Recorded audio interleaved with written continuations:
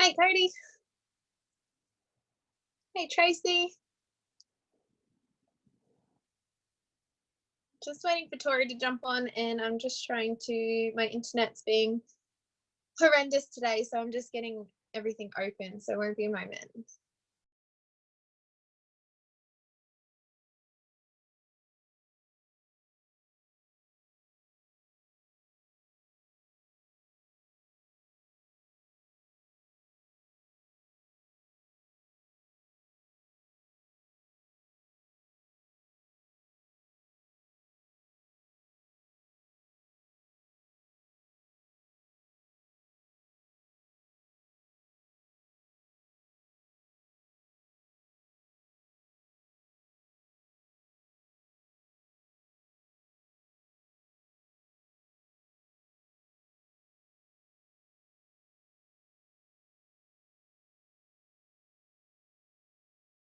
I'll unmute myself.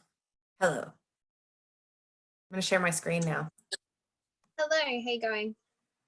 I'm good, except my second screen isn't working today. Oh, no. But that's okay. We'll be fine. My second brain isn't working today. Or my first brain isn't working today, so. Oh, it's working. It's just started working. Hold on.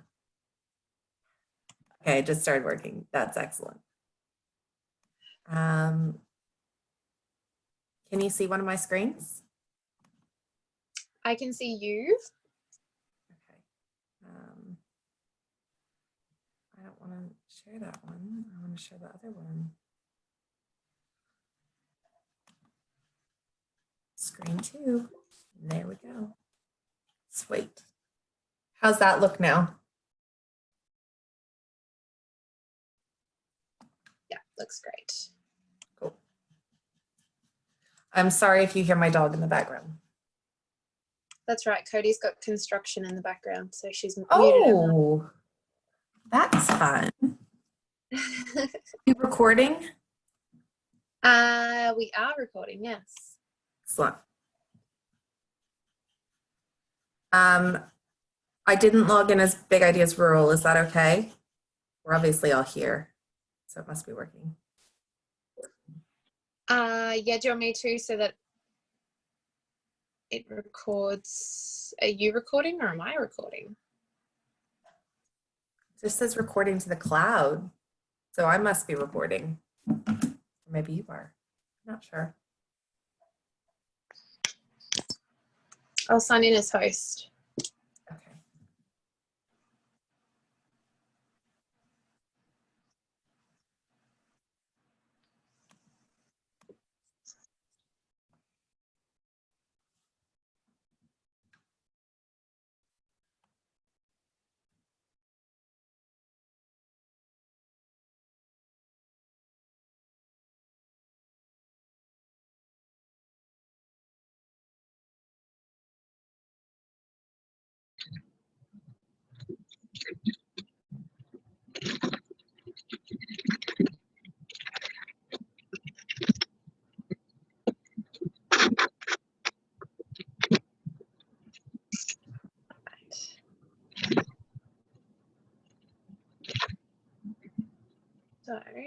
So I'm just opening up my document.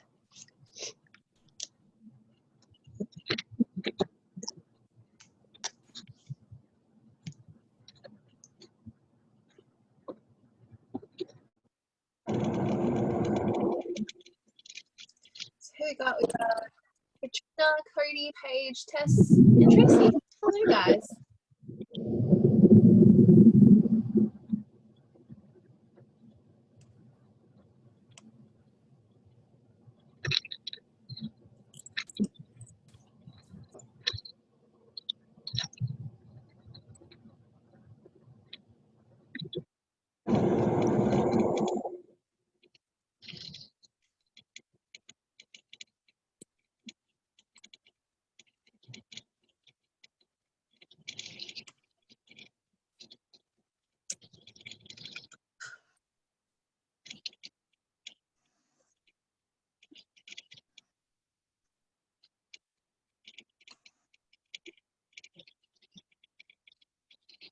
All right, Tori, did you want to get started? Yeah, I've been talking over here and I've had myself muted, so that's been cool. Um, I've been saying, Sam, oh my goodness, Sam, something must be wrong. Something's wrong with your headphones. Can you hear me? That's me. I'm so sorry, That everyone. makes me so happy. That's so funny. That was me. Yeah, we'll get started. If everyone wants to hang out on mute, we'll cruise along. We're kind of basing today off of and sorry if you hear my dog in the background, she's here. But we will base today kind of off of the goal workbook, but we're gonna stop and explain and yeah, plenty of times for questions and answers. And that's kind of why we thought it'd be more beneficial to do it live so that you guys can ask questions along the way instead of us just talking, because yeah, we want you guys to make sure that you've got a really clear understanding of everything. So right, goal setting. Woohoo! I'm so excited.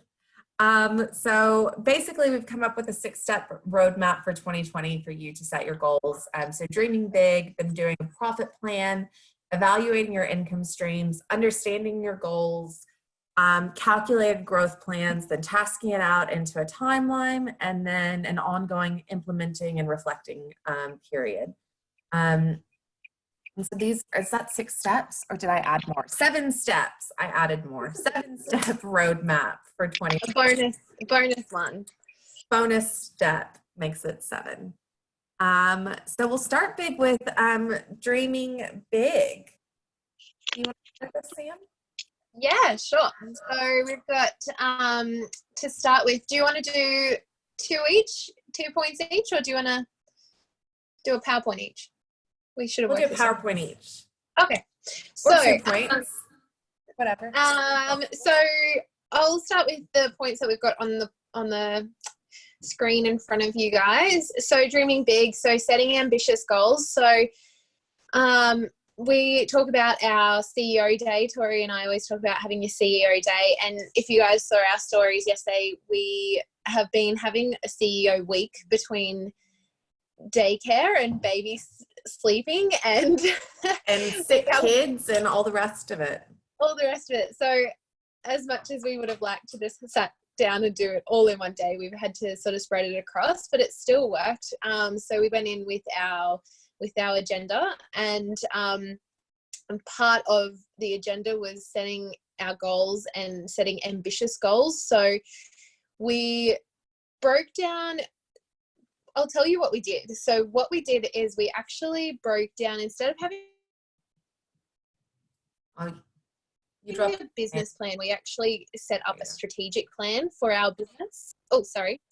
No, you're good. So we actually set up a strategic plan for our business, and it is basically, it's got, you know, the rural compass, and then it's got our slogan, or, you know, what our line is for it, our vision, our mission, our core values, and then our 3 overall goals that we are trying to achieve within the rural compass. And we've got the same for Big Ideas Rural. So we did this on both boards.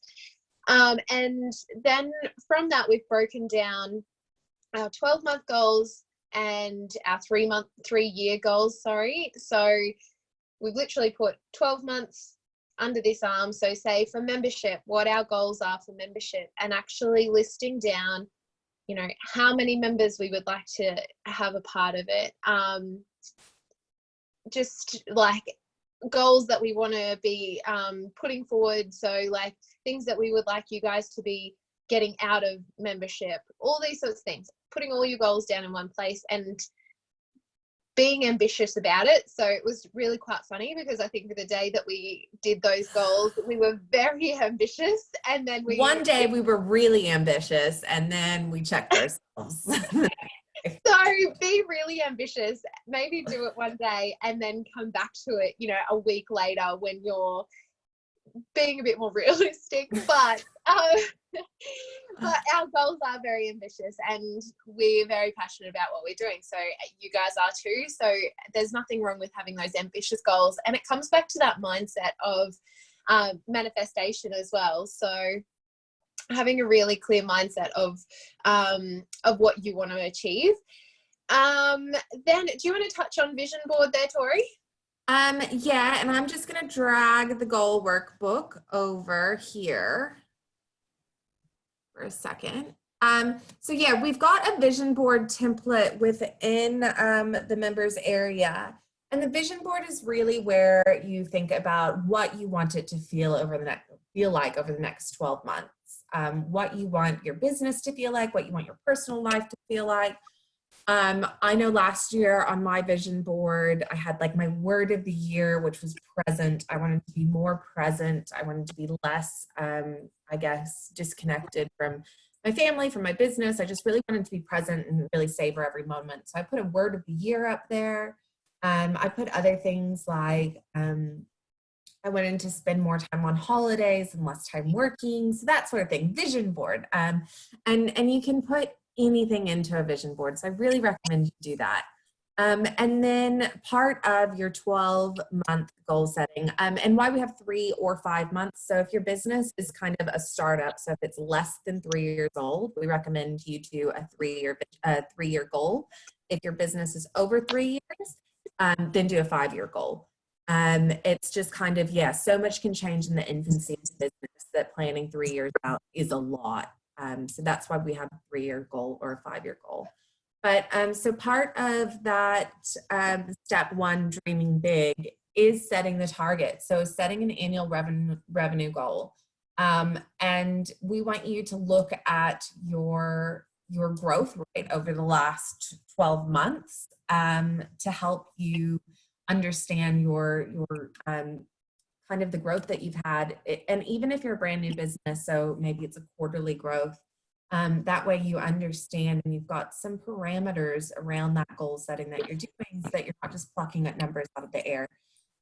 Because I think that if we're doing that, it can set us up for failure. So in this example, you can see that Lindsay made 60 grand, or she made 60 grand in 2019. The year before, she made 45 grand. Using this really simple plug and play, which we encourage you to plug in your own numbers, you can see that she's had 33% growth. And so based on her last 12 months revenue, it gives her a forward planning revenue of 80 grand based upon that 33% growth. And so taking your numbers, this is why it's important at your CEO day to actually have your numbers and to plug them in, is so that you can just pop them in here and plug and play to help you come up with that 2020 goal. And then I think in your gut, you need to gut check and go, okay, does that actually sound like something that is that number? Does that resonate with me? Is that the number that I want to be striving for? So I just wanted to cover that quickly. I know we're doing profit plan next, so we'll move on to the next slide about where's my, there it is. That's not what I wanted. I wanted this. I know we're moving on to profit plan next. So that's understanding your growth like we just discussed, but understanding it on an annual basis, on a quarterly basis, and then on a monthly basis. Do you want to talk about this a bit, Sam? So I suppose the thing that I've found, especially when it comes to focusing on those finances and your profit plan, is which I'm pretty sure the document that you just brought up is a good example of that. Like, it sets your goal. It sets your goal for what you want for that month, but then work back from that goal. So it's that, like, start with the end in mind. Yeah. So start with the end in mind of what you want to work, and then take that back to bite-sized piece. Let's say this is so ambitious and over the top and ridiculous, but Tori and I want to make $1.5 million in the next year. Yeah, that'd be nice. Oh my gosh, do we? Just as an example. So then you need to go and break those down to work it out. So that's what that page does there. And it's really great to be able to know exactly where your money's coming from as well, to know what is going to make those goals happen. So that's probably what I want to really reiterate there. Yeah, definitely. And I think taking kind of your big, scary annual revenue goal and then breaking it up into a month makes it more achievable. You know, you're not going to be a six-figure business overnight, and you're not going to achieve that in 1 month, or maybe you will, which good on you, girl. But most likely it's going to be a steady growth period over 12 months. And so, yeah, taking that annual revenue goal and then break it down, keeping in mind that quarter 1 is probably not going to be as profitable as quarter four, or sorry, have as much, not profitable, have the same revenue as quarter 4 because, because you have that kind of ongoing growth. It is an ongoing growth that builds upon itself. And then I know in our webinar, our Christmas webinar, we talked about sometimes you might have a low month. So Christmas or December might be a low month for you. And so maybe for you, you actually are calculating on an 11-month year. Your revenue goal is based on an 11-month year, not on a 12-month year. And this is where you take that into account, is in this part of your profit plan. And once again, it's kind of, you just plug in your numbers and then you take your annual revenue goal and then you work backwards, just like what Sam said. And just on that too, I just want to say that have a think about what you're wanting from your business over the next year as well. So are you wanting it to be a growth year? Are you wanting to, do you have something in your, say you're getting married or something and you're just wanting to sustain your business? So looking at your profit plan from the year just gone and looking at all your profit and loss and everything and seeing if you're just wanting to keep that stable, then put that into there as well. But have a think of what you actually want from the next year as to whether you want to grow or sustain, or even if you're wanting to cut back, if you feel like you're overloaded with too much, maybe look at, if that's the case, then outsourcing, looking at the different things that you can do to make your profit plan work for your business how it is right now. Absolutely. And I think we have built in a capacity check. Yeah, that's the next slide. Do you want to go through income stream analysis? I can. In a moment. So just an example of income streams quickly, like within Big Ideas Rural and the Rural Compass. So examples of income streams are obviously like membership and then courses and then sponsorship. So those are different, and directory. So those are different income streams that we have. So kind of the different products or the different arms of your business that are the ones that actually bring in income into your business. Those are what we consider income streams to be. And then understanding where your money's coming from. So I'll hand that. Yeah. So that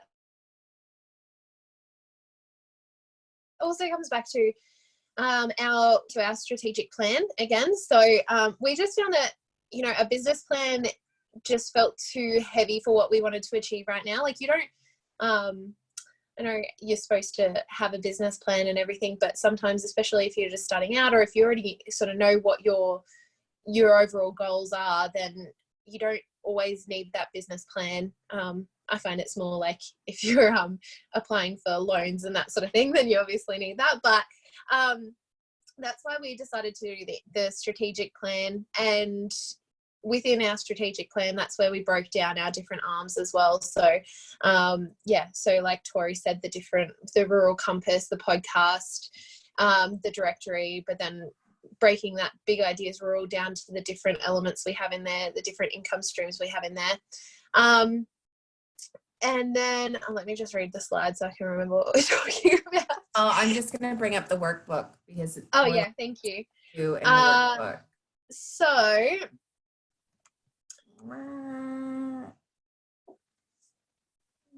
there. So and then looking at also what's the most profitable thing in your business as well. So which element, which arm is actually the most profitable? This might end up being something that you then put into your goals to either focus more attention on an arm that isn't as profitable, or if you're finding that it is just not beneficial, it's not actually bringing any income in, or it's not helping your business in any way, then maybe that's, you might look at getting rid of that Yeah. So understanding arm of the business. Sorry, If Sam. it's your business, so it's sorry, I was just going to say, it's your business. So obviously, they're your decisions that you have to make, and we can't make them for you. But, just giving you some ideas to have a look at those different arms, and really focusing on how much energy you're putting into it for how much income you're getting back from it as well. So if you're putting loads and loads of energy into something that's not bringing you any profit back into your business, is there something else you can do? Can you outsource that? Can you get rid of that section of your business as well? There's a few different options there. What were you going to say? Sorry, Tori. Oh, and I was just going to say on top of that, understanding what is bringing in your revenue also helps you with your marketing. So it helps you understand where to focus your time and energy on, what products or services are the ones that people are actually buying, that people, are putting dollars on the line and making the purchases. I did do an example product, but really this exercise is to help you understand your income stream, its price point, and then its revenue, because understanding the percentage helps you understand the weight of it in your business. So there might be, we'll say that Lindsay up here, is that her name? Is that what I named her? Say that Lindsay hates making her night cream or her full skincare sets. There's extra admin in it, and she's got to take the time and she's got to put it together. But then doing this income stream analysis and seeing that actually 50% of her total revenue is coming from this, it makes it a little bit more worthwhile. It makes it, maybe it's time to drop something off that isn't bringing in a high percentage of revenue. Maybe it's time to cut that and focus on what is bringing the dollars in. And so this exercise just helps you understand where that money is coming into your business from. And then that way you can focus from a marketing perspective on promoting those products more, an energy perspective, cutting things that are not adding to your business or not filling your cup up, that are just really taking a toll on you and taking a toll on your business. So cutting those items that don't make sense with, that high revenue percentage. We're gonna stop and see if y'all have any questions. Anyone? So, Cody's just asked, is that in the in Teachable? And it should be in there, Cody. And I think you got it in email yesterday as well. I'm just double checking that it's definitely up there, but it should definitely be in there. It should be on there, so you should be able to access. And your email yesterday had our goal setting workbook. Was it yesterday? Yeah, had the goal setting workbook in it as well. So that should be in your inbox. And just pop any questions that you have as we're going along in the questions, because we obviously want to make sure that we're getting across what we need to you guys and helping you as much as possible. I just want to say too, with what you said there, Tori, about, what we were both saying about getting rid of something that may not be beneficial, that may just be like expelling energy. That doesn't mean you can get rid of social media.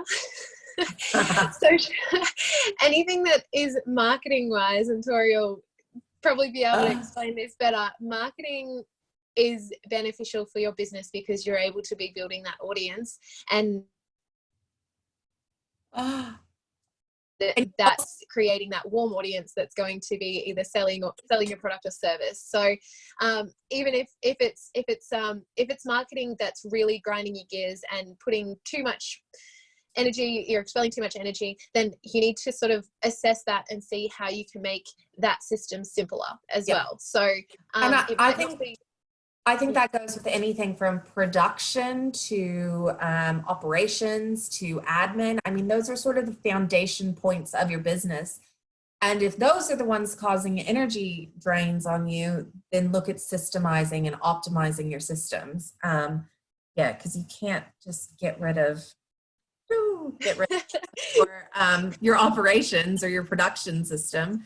Yeah. So. Are you outsourcing your, what are you outsourcing, Cody? Oh my gosh, I need my fly spray. All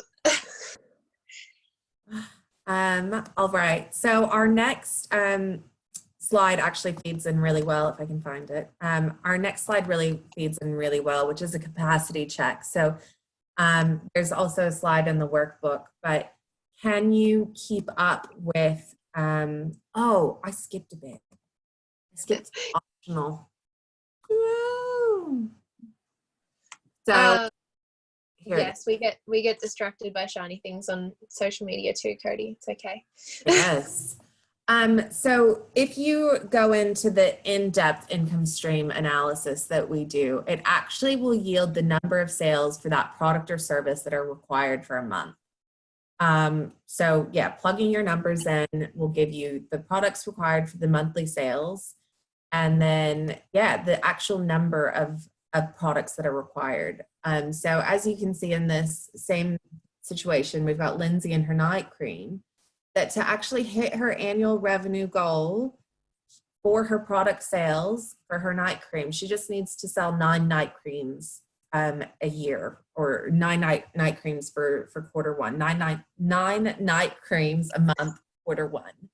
And so breaking it down to be a very tangible number that's still going to project her towards that kind of 80K goal that she's got makes it a lot easier. And so this is just an exercise that you can go through of your revenue percentage divided by your price point will give you your, your monthly sales required. And so once again, plug your numbers in. There is a shortcut that you can work through that will just yield your number of transactions you need. So if you don't want to break it down by product and you just want to break it down by say, okay, I want to make 80 grand. My average sale is valued at $84. How many sales do I need to make? Or how many sales per quarter do I need to do? How many sales per month do I need to do? And breaking it down to just the number of transactions is really helpful as well. Because yeah, I think when you start breaking it down to maybe not necessarily a financial goal, but more of that kind of transaction, how many customers do I need? How many sales do I need to make? Makes it a lot easier and a lot more achievable, because I mean, if you think about it, obviously the number of transactions is going to be much smaller than the financial overall goal. And so, yeah, it makes it a little bit more, I don't know, a little bit less scary looking at it as just the number of transactions in comparison. But the next slide is the capacity check. Yeah, so capacity check is making sure that you can keep up with the sales that are required. So are you able to actually keep up to that night creams a quarter or a month or whatever it was?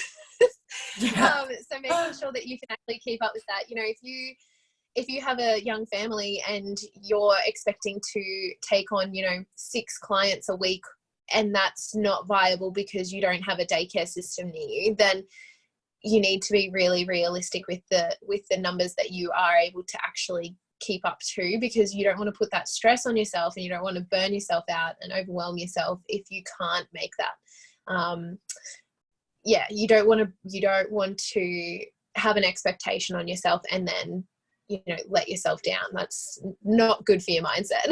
No, and this might be the point where you get to the capacity check and you go, okay, well, looking at these numbers, it's not realistic for where I am in life. It's not realistic where I am in business. It's going to be too much. And so this is where go back, reevaluate, look at those numbers again, make changes and make it resonate with you, as in it's something that you're comfortable with. And I also right here want to say, in terms of systemizing, that remember that software can be cheaper than hiring an employee. So if you're thinking, oh, maybe I'll just hire someone to do that, check if there's any software that might be able to do it first, because that software purchase, while it might be an upfront capital expense, in the long term, it will probably be cheaper than having an employee on your books or another contractor. So just consider software as an option to help you expand your capacity. Yeah, and do lots of Googling too, like if there's something in particular that you are wanting to systemize or automate, then yeah, just use Google. Google is friend, and check what it has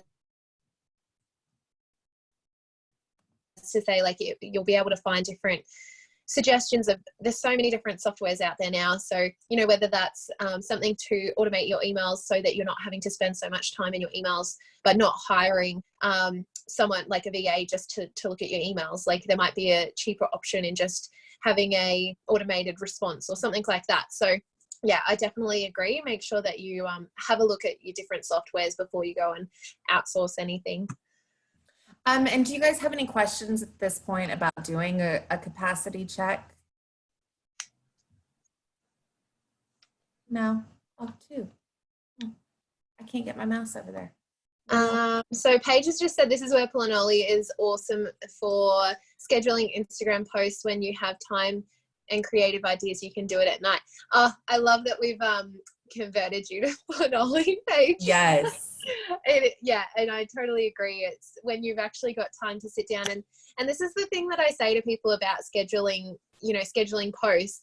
It's not like you've got a robot that's scheduling your post. You're still taking that time out of your day, writing down, keeping your voice on brand and everything like that. It's still you putting it in there. It's just you're scheduling that to go out to your audience at the best available time, and also not taking away from your time doing whatever else it is that you're doing. So yeah, love that. Absolutely. And Haley uses Buffer to schedule her posts when she's feeling creative. And I think that that's key for any part of the, I mean, Sam and I talk about batching all the time. You know, whether you're batching your admin, you're batching your social media, you're batching, when I'm writing curriculum, I like to do that all at once. When I'm writing blogs, I like to do that all at once. Batching those tasks when you're in the mind frame to do it is really how you can increase your capacity, kind of a capacity hack, I guess. But yeah, just consider working in those times when you're in your flow and you're in your zone of genius. All right, we'll move on to the calculated growth. There we go. Sorry. That's right. Yeah. We'll just cover this.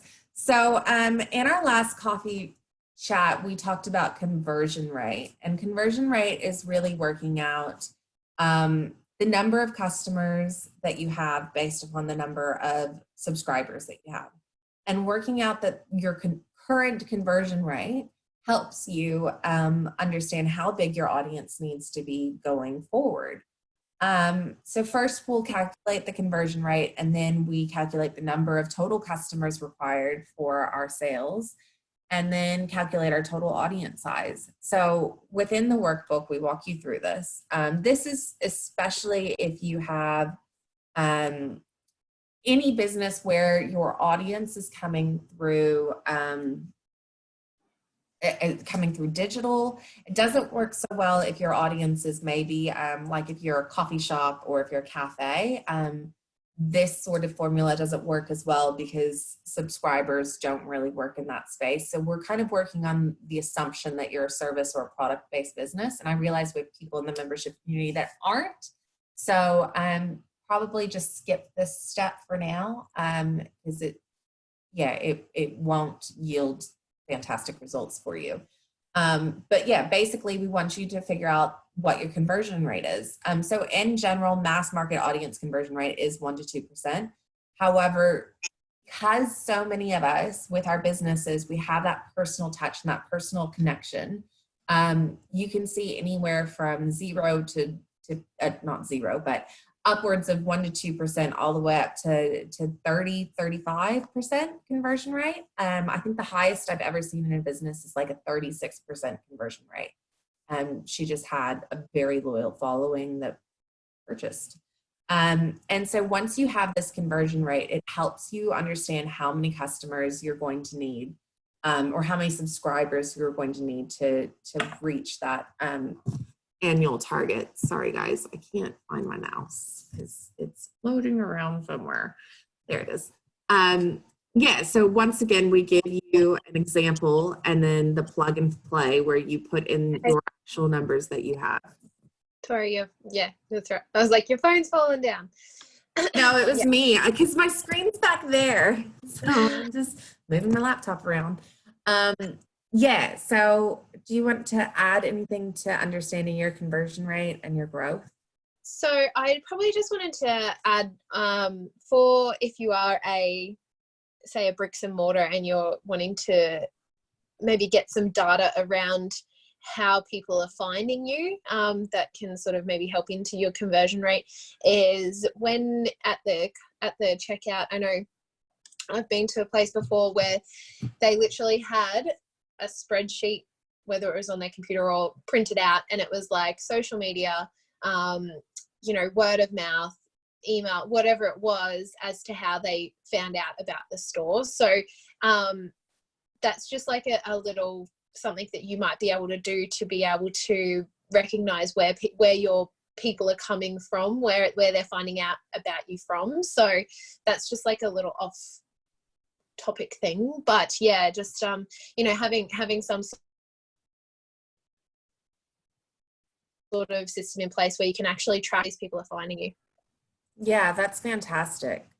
And I think why it's important to even consider your audience size is it gives you kind of that base rate for comparison, especially with your conversion rate. Can you improve your conversion rate? Is your conversion rate dropping? Yeah, I think that's important as well to consider. So do you guys have any questions around conversion rates? Can you add that to a website checkout? I'll like ask the question of how they found you. How did you find you? Yeah, I'm sure you could. What system do you like? What platform do you use, Cody? WordPress. Oh, I'm sure there'd be some sort of plugin. Sure, there'd be a plugin.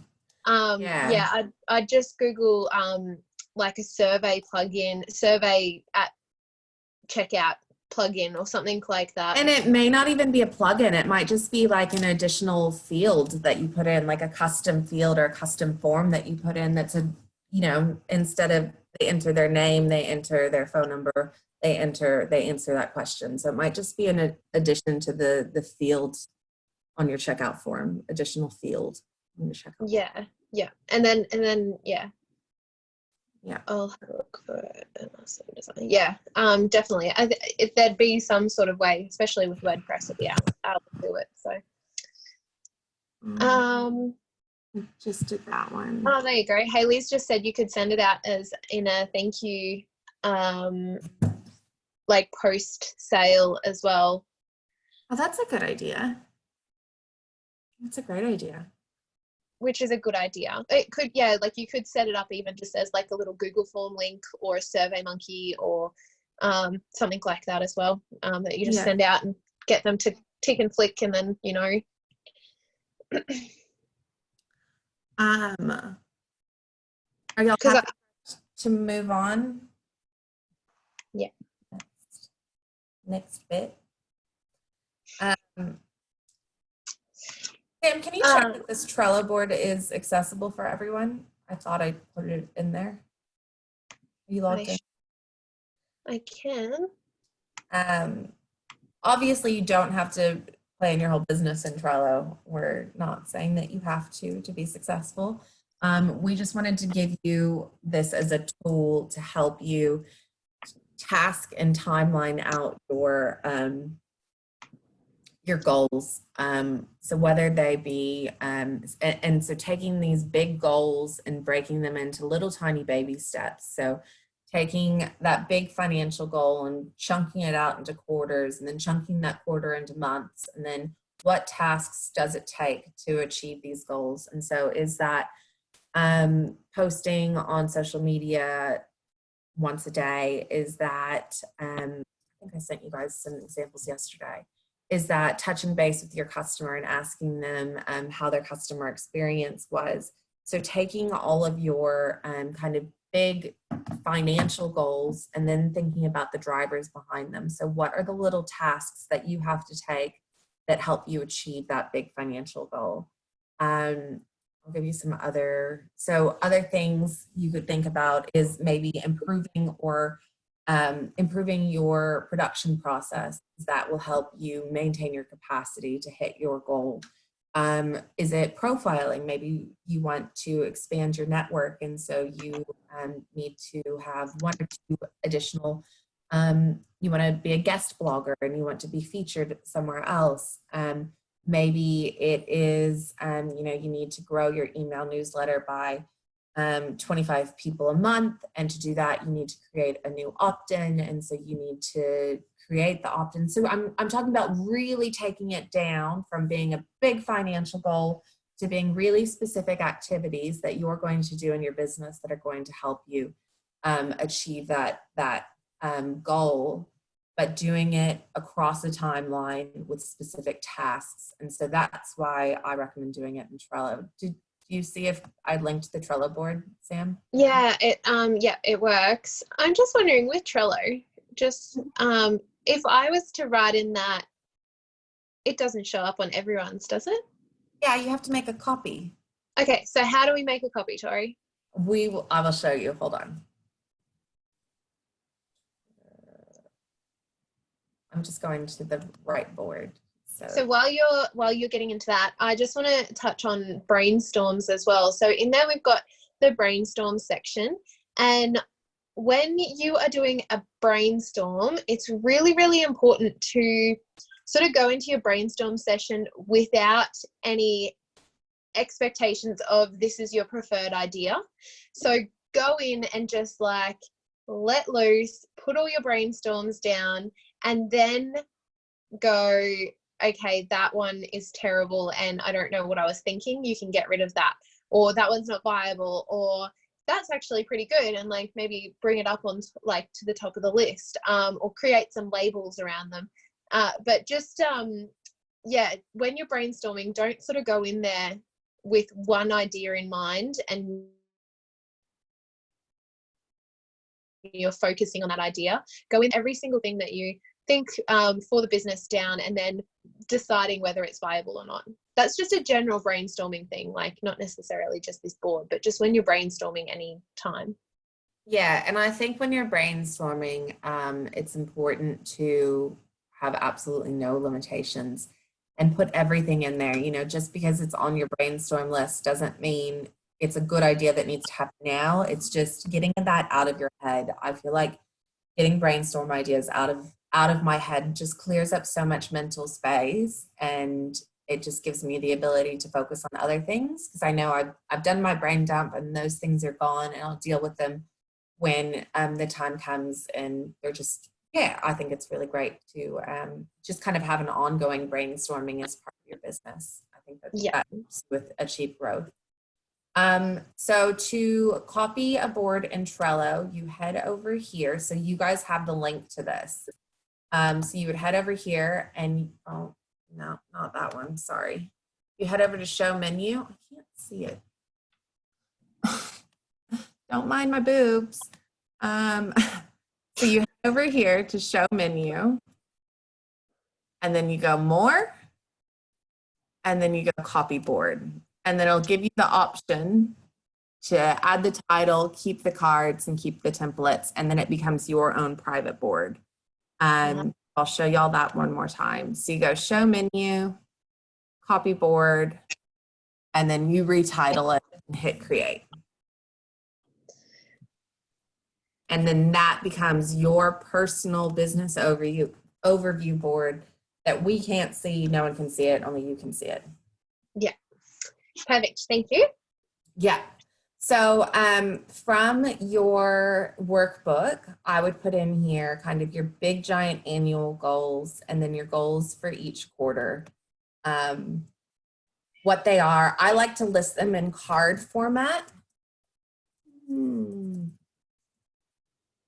Like this. That way they all display kind of nicely and, you know, that you can see them all in a nice kind of a list under each heading. And then, yeah, then taking each quarter and breaking it down. So knowing in, say, quarter one, you have maybe a project, or maybe you've got a market, or you've got, you're looking at bringing someone on to expand your capacity.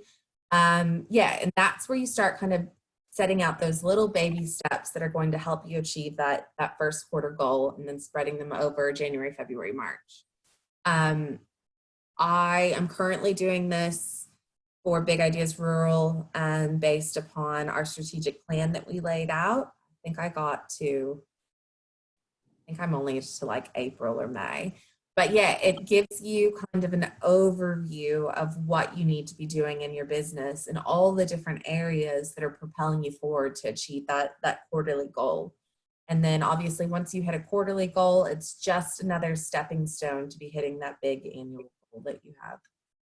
Questions about Trello and mapping out, tasking out, and timelining out your your goals, breaking them down into baby steps.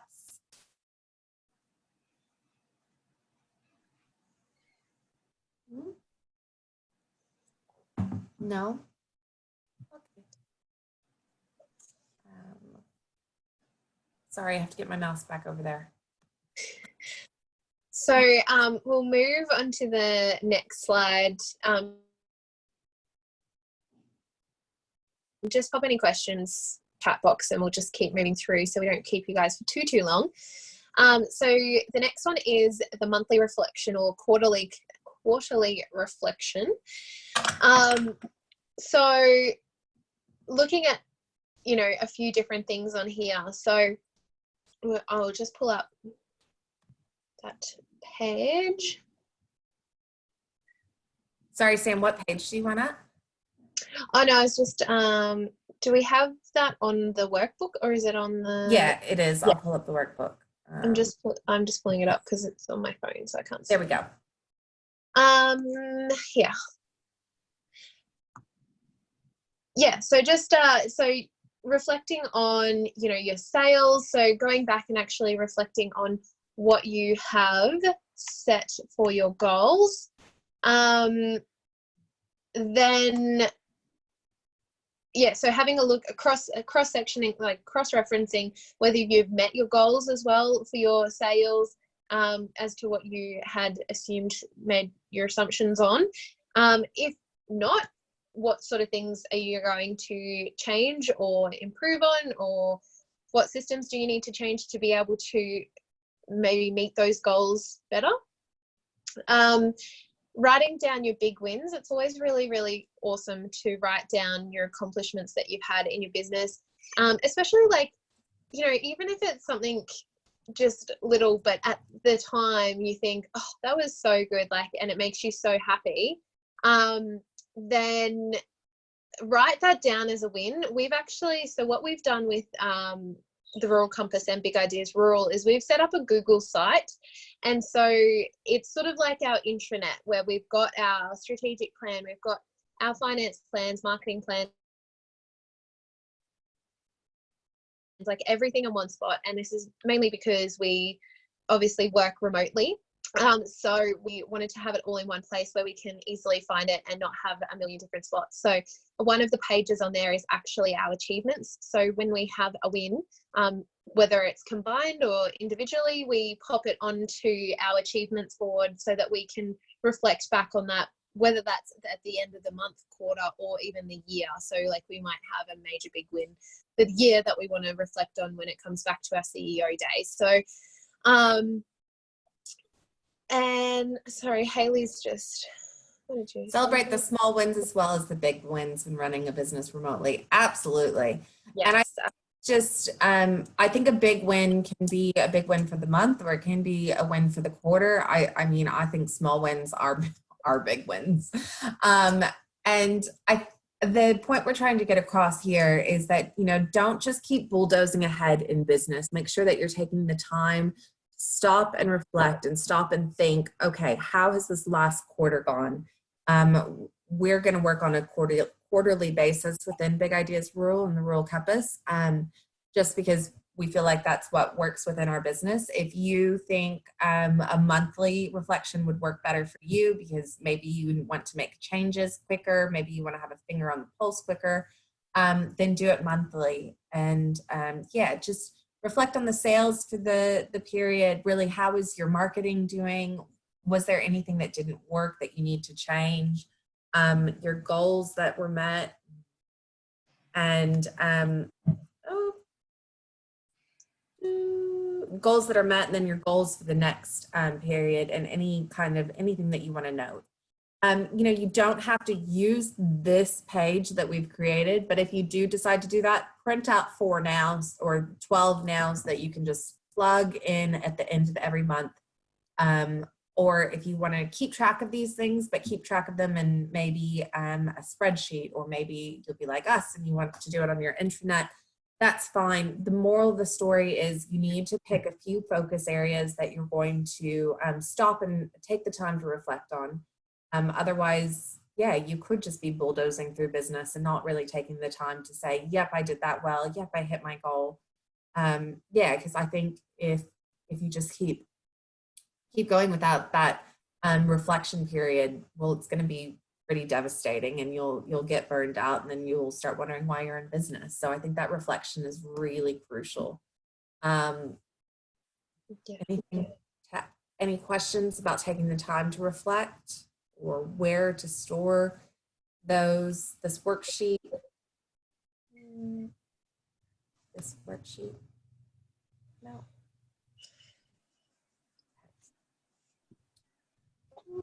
Back. Here we go. Cody just found the workbook. Excellent. Oh, good. Excellent. So the last thing, yep. Oh, you're right. I was just going to say what you're saying. So the last thing we had was in your Teachable workspace, and I believe it's already been emailed out to you as well, is how to run a CEO day. And we've basically given you the agendas that you can do it within your business. And we're going to cover this a little bit more tomorrow in the podcast, Running Your CEO Day. But basically, I want you to take, I'll pull up the agenda, Sam, if you want to have about our CEO Day a bit. Let me pull it up as well. Hang on a second. Yeah. Has anyone had a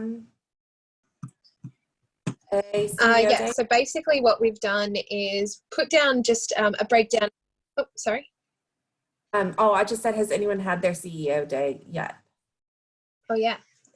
And have you used the agenda? Did you use the agenda, or no? Paige hasn't yet. So I know, and like Tori said, we're going to chat a little bit about it on the podcast tomorrow. So we'll share the link in our Facebook group so you guys can have a listen to that. But you know, it can be really strange, and I definitely would find it strange doing a CEO day by myself. But I think it's more just putting that structure around what you actually need to focus on.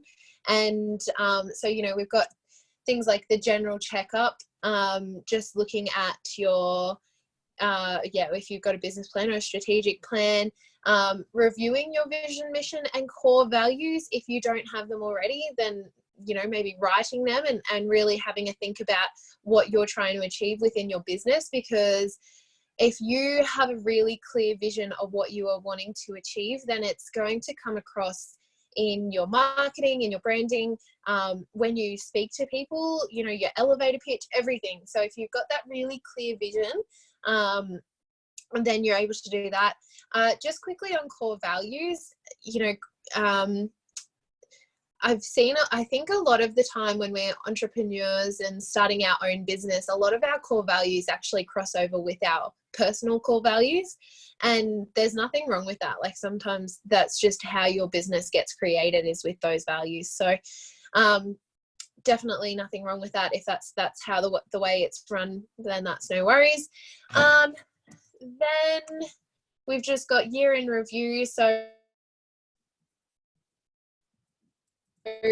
really looking at what's happened in the last, if you're only just starting, then that's no worries at all. We sort of like lessons learned in ours were everything has been a lesson, so we didn't really have too much to review on that. It was just, everything we've done so far has been a real lesson. So looking at all those of what's happened in the last year so that you're ready and know what you want to focus on for your goals and your objectives, and then looking at what's happening in the next, long-term goals, 12 months, all those sorts of things. We've gone through, there's a brainstorming session, so actually sitting down and just having a bit of a session with, whether it's with your team or by yourself, about what sort of things you want to see happen within your business, and if that's a realistic goal within the next 12 months, or it might be a 3-year plan, whatever it may be. Marketing, obviously we're always talking about marketing, making sure that you have a really clear marketing plan underway, even if that just means that you need to putting in there, need to work out your marketing plan. If you haven't worked that out, taking a little bit of time before the year starts to start off on a fresh foot and have it ready to go. Finance and sales, obviously we've just spoken a lot about finance and sales and all of that sort of thing. So using that workbook to so reviewing your last year's profit and loss and those sorts of things, but focusing on what you're planning for the next year, setting a bit of a budget as well. So we all know what budgets are like, and they can be really, really not fun because I'm not an analytic brain. But setting a budget for what you're expecting for the following year as well. So obviously having a goal in place for all your sales and everything like that, but you need to also have a budget and be realistic. Do you have insurance that you have to pay? If you rent an office or a space, so you need to include all those sorts of things. So there's a million different budget templates that you can find online if you're needing a bit of help around that. And then just wrap up with a reminder of what your vision is, making sure it's clear, and making sure it aligns with everything that you've just done within your CEO day. So that's why you sort of start with your vision, know that's what you want to do, but then after you've done all your reflection and all your planning, wrapping up with checking that your vision still applies to everything that you've already just you've just set in place. So that's sort of the CEO day wrapped up. Absolutely. And I think, I don't know about you, Sam, because we wrapped ours up yesterday. We meant to do it last Thursday, but then sick kids, we couldn't do it. So we just had to postpone it a bit. And like we said, have a CEO week. I just feel like we have so much clarity around where we're going now, and that just that bird's eye view of what's happening in the business, because I think it's so easy for us to get stuck running our business and not having that bird's eye view. And so, even if you're a solo business owner, you don't have someone to work through these things with. I do it every year in my consulting business, and it gives me that clarity. I think it's just so refreshing to go, okay, well, these are my focus areas. I'm hitting my goals, and just really treating your business and putting that CEO hat on and really owning it. I think it makes a big difference. And I think it makes a big impact on your mindset as well. Giving you that kind of focus and that clarity as a CEO, not just as, I'm just a rural woman in business. You are a CEO of a profitable business. Yeah, Absolutely. So hopefully that helped you a little bit, guys, with the CEO Day agenda. And Cody said, would it be beneficial to do this quarterly? Yeah, definitely. If you feel like you need to, there's no reason that you can't. It's probably would be quite beneficial, especially as you're starting out and wanting to make sure that you're sticking to everything that you're focusing on. So maybe with the workbook, you could plan the workbook and a bit of a quarterly agenda, just to touch on a few of the things. Like obviously you wouldn't have to do year in review, but you just do quarter in review, and look at those sorts of things. Definitely you need to make sure that you're checking on your marketing and your finance plans regularly, because they're sort of ones that will be very fluid and changing. So those sorts of things you need to be checking on. But that's why we sort of, I suppose, we've done it as CEO Day agenda. It's not necessarily just for the year. It could be definitely for the quarter. So yeah.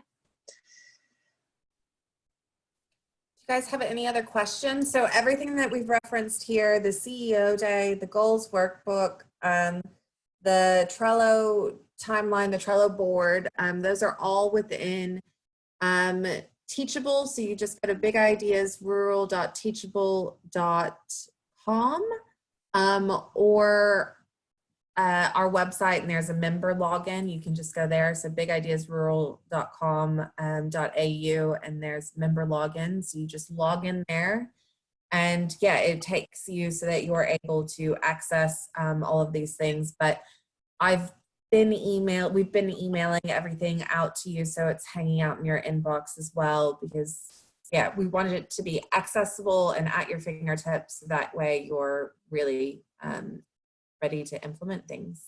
Yeah, and I just want to say too, guys, if there's anything that comes up that you have any questions with, please feel free to either send us a message or jump into our Facebook group and ask it in there. If we aren't able to answer it straight away, I'm sure that someone else might be able to help you, which we've been noticing, which is really great. So thanks everyone for participating in the group. It's really helpful to have that community where we can support each other, and that's the real main idea of it. So thank you very much for participating in there. Yeah, thanks guys. And we'll if you are working through your workbook, which I recommend you do, just get started into that. It's very much plug and play, but you need to actually start working in it. And if you get stuck at any point, then just reach out and we would love to help you. Yeah. And the idea of it all is to, we don't want to add extra work to you guys, and it's not the idea of it is not to give you more work. It's actually to minimize your work in the long run. So by having that, by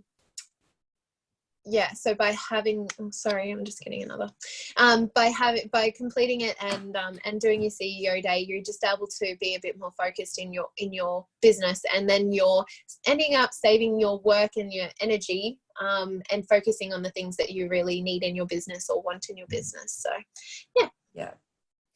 All right. Well, that wraps us up for now, and then we'll see y'all for the coffee chat next week. Is that right? 7 days from now. Yeah, next week. Cool.